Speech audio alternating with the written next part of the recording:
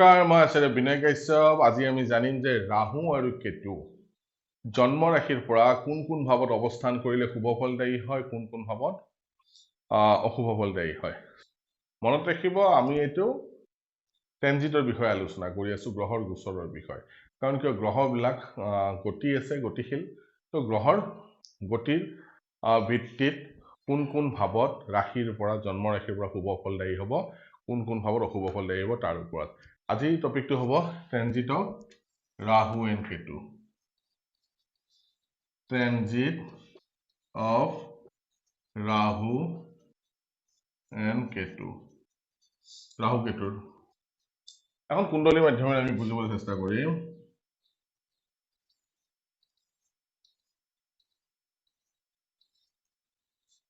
আমি মেঘ লগ্নৰ ৰেফাৰেন্স লৈ আছো আমি মেঘ ৰাশি ৰেফাৰেন্স লৈ আছো ৰাশি যিকোনো হ'ব পাৰে মেঘ ঋগ মিথুনৰ পৰা আপ টু মীন ৰাখিলে যিকোনো ৰাশি হ'ব পাৰে ঠিক আছে ৰাশিটোক নাম্বাৰ 1 হিচাপে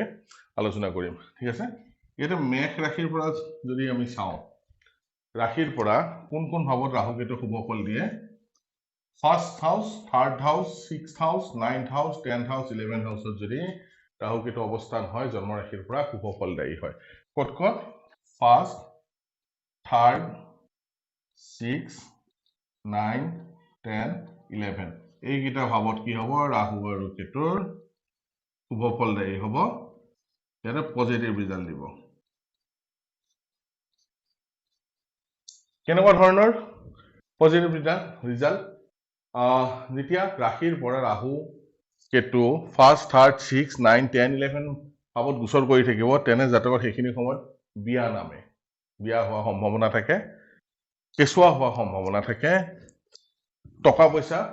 বাঢ়ে তেওঁৰ ঠিক আছে বেংক বেলেন্স বাঢ়িব আৰু পলিটিক্স যদি কৰে পলিটিক্সত তেওঁলোকে সাকসেস হয় ঠিক আছে পলিটিক্সত সাকসেস হয় যদি ৰাহু দেৱতা বা কেতু দেৱতা জন্ম ৰাশিৰ পৰা ফাৰ্ষ্ট থাৰ্ড 6 9 10 11 হাউসত ভ্ৰমণ কৰে ঠিক তেনেকে ৰাহু দেৱতা ক'ত ক'ত নিগেটিভ ৰিজাল্ট দিব সেকেন্ড হাউস ফোৰ্থ হাউস ফিফথ হাউস 7th হাউস 8th হাউস আৰু 12th হাউসত কি কৰিব নিগেটিভ ৰিজাল্ট আনে ট্ৰেনজিটৰ সময়ত যদি ৰাহু আৰু কেতু দেৱতা জন্ম ৰাশিৰ পৰা 2nd 4th 5th 7th 8th আৰু 12th হাউসত যদি ভ্ৰমণ কৰি থাকে কি প্ৰবলেম আহিব পাৰে ঘৰুৱা শান্তি নাথাকে জাতক বা জাতিকাৰ কি হ'ব শান্তি নাথাকে সুখ নাথাকে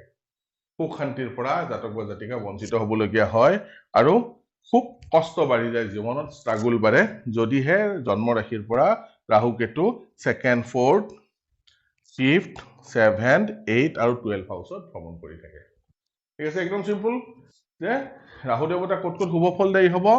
ফাৰ্ষ্ট হাউস থাৰ্ড হাউস 6th হাউস 9th হাউস 10th হাউস 11th হাউসত ৰাহু দেৱতা আৰু কেতু দেৱতাই শুভ ফল দিব জন্ম ৰাশিৰ পৰা যেতিয়া গোচৰত কৰি থাকিব ট্ৰেনজিটৰ সময়ত আৰু ইনঅস্পিচিয়াছ ৰিজাল্ট আহিব সেকেন্ড হাউস 4th হাউস 5th 7th 8th আৰু 12th আৰু ভাল ৰিজাল্ট ফাৰ্ষ্ট থাৰ্ড 6 9 10 আৰু 11 ভাৱত ভাল ৰিজাল্ট দিব এনেকৈ যেতিয়া আমি ট্ৰেনজিট বিলাক চাম তেতিয়া আমি একুৰেট ফলাদেশ বিলাক আহে আপোনালোকে আপোনালোকৰ কুণ্ডলীত লগাই চাব যে কি গ্ৰহ জন্ম কুণ্ডলীত আছে আৰু কোন কোন গ্ৰহ ট্ৰেনজিটৰ সময়ত জন্ম ৰাশিৰ পৰা ক'ত ভ্ৰমণ কৰি আছে চাব সেইমতে আপোনালোকেও ৰিজাল্ট বিলাক নিজে উলিয়াই ল'ব পাৰিব সৰু সৰু নিয়ম হয় ইয়াক খালি বুজি পোৱা দৰকাৰ আৰু যিবিলাক অথেন্টিক টেক্সট বুক আছে সেইবিলাক পঢ়া দৰকাৰ আশা কৰোঁ এই ভিডিঅ'বিলাক আপোনালোকৰ কাৰণে অলপ হ'লেও ইনফৰমেশ্যন আনিব ইনফৰমেটিভ ভিডিঅ' হয় এনেকুৱা ভিডিঅ' মই আপোনালোকৰ সন্মুখত প্ৰায় লৈ আনি থাকিম যদি মোৰ ভিডিঅ' চাই ভাল লাগে তেনেহ'লে লাইক কৰিব শ্বেয়াৰ কৰিব আৰু ছাবস্ক্ৰাইব কৰিব নাপাহৰিব ধন্যবাদ